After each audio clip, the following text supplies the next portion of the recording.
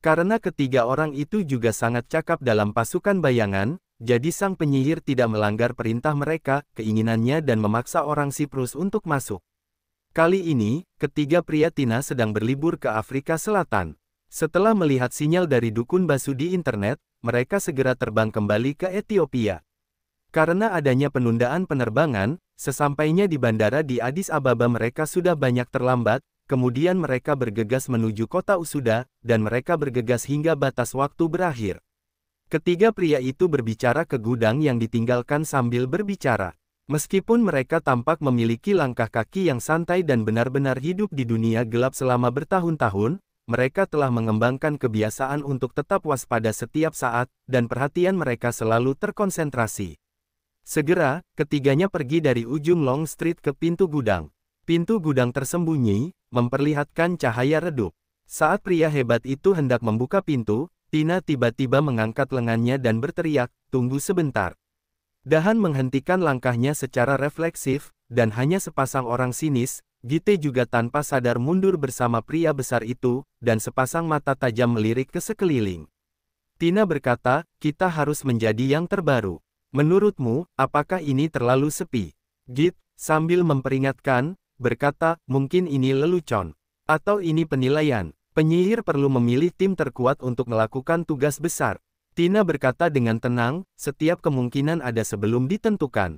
Orang kuat bertanya, "Apakah kita masih akan masuk?" "Masuk, tentu saja, masuk," kata Tina. "Bagaimana lagi kamu tahu apa yang sedang terjadi?